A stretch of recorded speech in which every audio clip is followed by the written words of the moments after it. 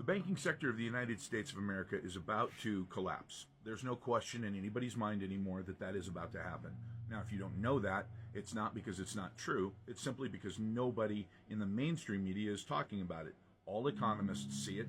Everybody in the banking system sees it. Everybody's scared shitless. They're just not talking about it.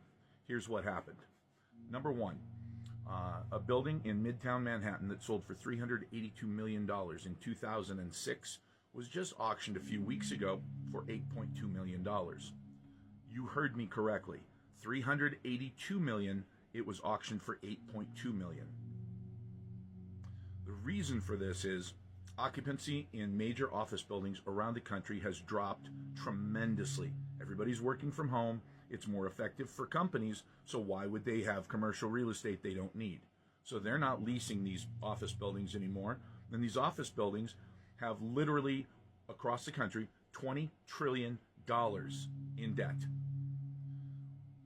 What happened was the cap rate on these buildings, when they were full, was about 4.5%, which is what you would expect. That's what you want as a landlord. It's perfect. Unfortunately, because of COVID, everybody went home. And then corporations realized, well, hell, just because I can't see them doesn't mean that they're not doing the same amount of work. Okay, great. Stay home.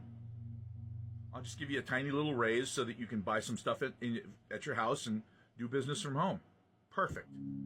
Except that what they did by doing that was lower the cap rate with these huge occupancies to just barely above zero.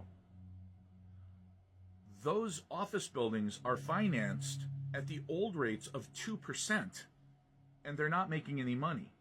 In some cases, they're losing just a tiny bit at 2%.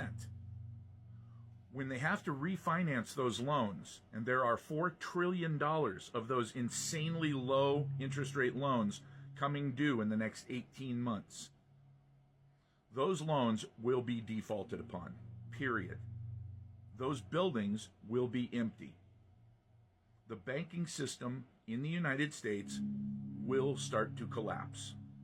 So the question you have to ask yourself is, do I want my money in the banking system? Well, it's FDIC insured, right? Sure. The FDIC talked about in November of 2022, they talked about something that most people never heard about. I actually watched the video where the FDIC director said, look, we don't want to talk about bail-ins because it'll panic the public, it'll cause a run on institutions, but there will be bail-ins. That's what he said. A bail-in is simply